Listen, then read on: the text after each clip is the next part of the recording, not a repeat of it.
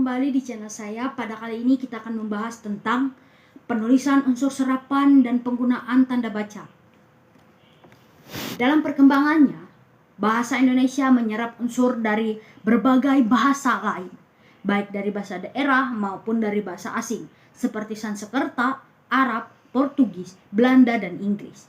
Dilihat dari taraf penyerapannya, ada 3 macam kata serapan, yaitu yang pertama, kata asing yang sudah diserap sepenuhnya ke dalam bahasa Indonesia, misalnya kap, sirsak, iklan, perlu, hadir, badan, waktu, kamar, botol, sekolah, dan ember. Yang kedua, kata asing yang dipertahankan karena sifat keinternasionalannya. Penulisan dan pengucapan masih mengikuti cara asing. Misalnya, shuttlecock, knock out, time out, check in, blood up, complex now down, fitness, chip, server, web, Linux, Microsoft Word, Gigabyte, dan lain-lain.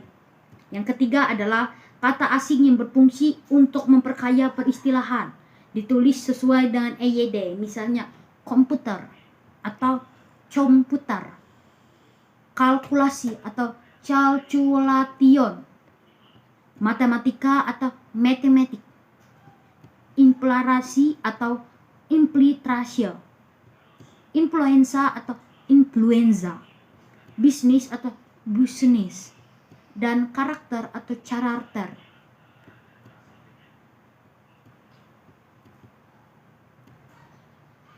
Selanjutnya adalah pemakaian tanda baca. Ada berbagai macam pemakaian tanda baca, seperti contohnya yang pertama adalah tanda titik. Tanda titik dipakai pada akhir kalimat yang bukan pernyataan atau seruan. Contohnya, saya suka makan nasi, titik. Apabila dilanjutkan dan kalimat baru, harus diberi jarak 1 ketukan. Yang kedua adalah tanda titik dipakai pada akhir singkatan nama orang. Contoh, Irwan S. Gatot, Georgi W. Busha. Apabila nama itu ditulis lengkap, tanda titik tidak dipergunakan. Contoh, Teresia Emanuela. Tanda titik dipakai pada akhir singkatan, gelar, jabatan, pangkat, dan sapaan. Contoh, DR titik atau S.E titik atau Kol titik, BPK titik. Tanda titik dipakai pada singkatan kata atau ungkapan yang sudah sangat umum. Pada singkatan yang terdiri ada 3 huruf atau lebih, hanya dipakai 1 tanda titik. Contoh, DLL atau dan lain-lain titik, atau DSB atau TGL atau tanggal.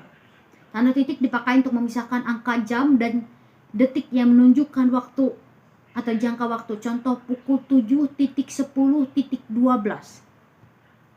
Yang keenam, tanda titik dipakai untuk memisahkan bilangan ribuan atau kelipatan. Contoh, kota kecil itu berpenduduk 51.156 orang. 51.156 orang. Tanda titik tidak dipakai untuk memisahkan bilangan ribuan dan kelipatan yang tidak menunjukkan jumlah. Contoh, nama Ipan terdapat pada halaman 1210 dan dicetak tebal, titik. Yang kedua adalah tanda koma. Tanda koma dipakai di antara unsur-unsur dalam suatu pembilangan. Contoh, saya menjual baju, koma, celana, koma, dan topi, titik. Yang selanjutnya adalah tanda koma dipakai untuk memisahkan kalimat setara yang satu dari kalimat setara berikutnya yang didahului oleh kata seperti, tetapi, melainkan. Contoh, saya bergabung dengan Wikipedia, koma, tetapi tidak aktif, titik. Yang ketiga, tanda koma dipakai untuk memisahkan anak kalimat dari induk kalimat apabila anak kalimat tersebut mendahului induk kalimatnya. Contoh, kalau hari hujan, koma, saya tidak akan datang, titik, karena sibuk, koma, ia lupa akan janjinya, titik.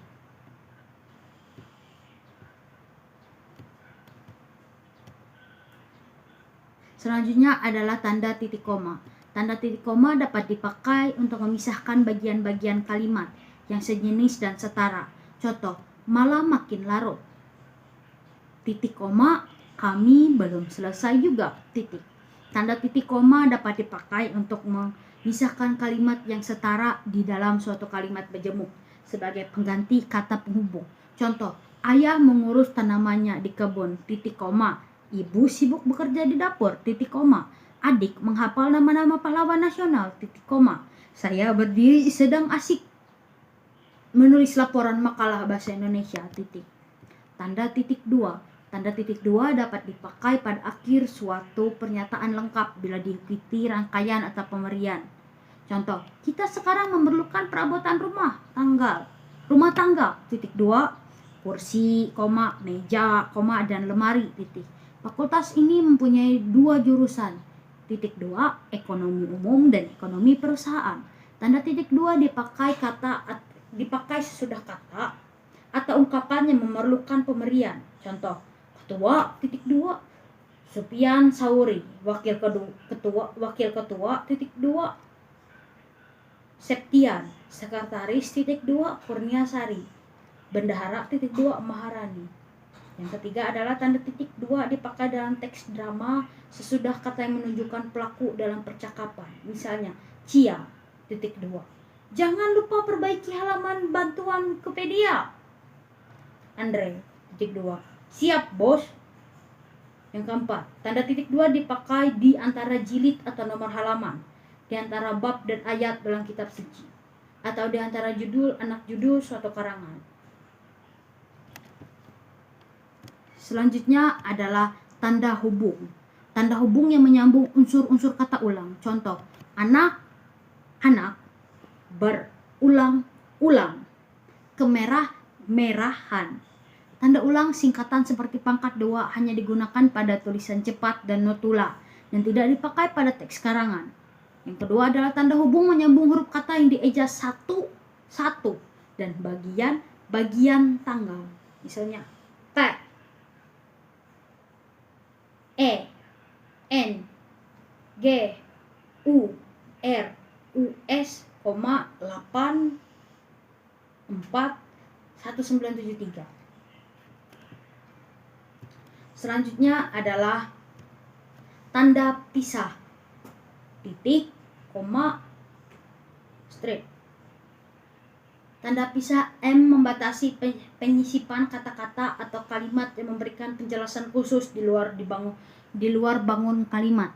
Yang kedua, tanda pisah M menegakkan adanya posisi atau keterangan yang lain sehingga kalimat menjadi lebih tegas. Yang ketiga, tanda pisah N dipakai di antara 2 bilangan atau tanggal yang berarti sampai dengan, atau di antara 2 nama kota yang berarti ke atau sampai. Selanjutnya adalah tanda elipsi atau titik-titik 3. Tanda elipsi dipakai dalam kalimat yang terputus-putus. Misalnya untuk menuliskan naskah drama. Contohnya, kalau begitu titik. Ya, marilah kita bergerak. Tanda elipsi menunjukkan bahwa dalam suatu kalimat atau naskah ada bagian yang dihilangkan. Misalnya dalam kutipan langsung. Contoh, sebab kemerosotan titik-titik akan diteliti lebih lanjut. Selanjutnya adalah tanda tanya. Tanda tanya dipakai pada akhir tanya. Contoh, kapan ia berangkat? Tanda tanya. Saudara tahu bukan? Tanda tanya. Penggunaan kalimat tanya tidak lazim dalam tulisan ilmiah. Yang kedua, tanda tanya dipakai di dalam tanda kurung untuk menyatakan bagian kalimat yang disinggahkan atau yang kurang dapat dibuktikan kebenarannya. Contoh, ia dilahirkan pada tahun 1683. Dalam kurung tanda tanya. Selanjutnya adalah tanda seru. Tanda seru dipakai sesudah ungkapan atau pernyataan yang berupa seruan atau perintah yang menggambarkan kesungguhan, ketidakpercayaan, ataupun rasa emosi yang kuat. Selanjutnya adalah tanda kurung. Tanda kurung menggapit keterangan atau penjelasan. Selanjutnya, tanda kurung menggapit keterangan atau penjelasan yang bukan bagian integral pokok pembicaraan. Tanda kurung juga menggapit angka atau huruf yang memerinci satu urutan keterangan. Selanjutnya, tanda kurung siko. Tanda kurung siku menggapit huruf, kata atau kalimat kata sebagai koreksi atau tambahan pada kalimat atau bagian kalimat yang ditulis orang lain. Selanjutnya tanda petik. Tanda petik menggapit petik langsung yang berasal dari pembicaraan dan naskah atau bahan tertulis. Selanjutnya tanda petik tunggal. Tanda petik tunggal menggapit petikan yang tersusun di dalam petikan lain. Tanda petik tunggal menggapit makna, terjemahan atau penjelasan kata atau ungkapan asing. Selanjutnya adalah tanda garis miring. Tanda garis miring dipakai di dalam nomor surat dan nomor pada alamat dan penandaan masa suatu tahun yang terbagi dalam suatu tahun takwib. Tanda garis miring dipakai sebagai pengganti kata tiap, per atau sebagai tanda bagi dalam pecahan dan rumus matematika. Selanjutnya tanda penyingkat atau apostrophe. Tanda penyingkat menunjukkan penghilangan bagian kata atau bagian angka tahun.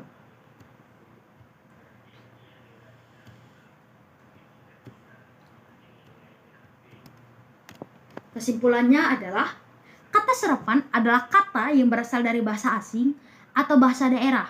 Dilihat dari taraf penyerapannya, penulisan unsur serapan ada 3, yaitu kata asing yang dipertahankan karena sifat keinternasionalannya, dan kata asing yang berfungsi untuk memperkaya.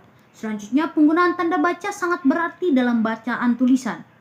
Dalam bahasa tulisan, terutama dalam penulisan karya ilmiah, sangat penting untuk diperhatikan. Banyak penggunaan bahasa yang kurang mengindahkan kaidah tanda baca, sehingga tulisan yang disusun tidak mencapai sasaran. Ada yang penggunaan tanda baca yang tepat dapat membantu pembaca memahami tulisan dengan tepat. Sekian yang dapat saya sampaikan pada kesempatan kali ini. Terima kasih sudah menonton.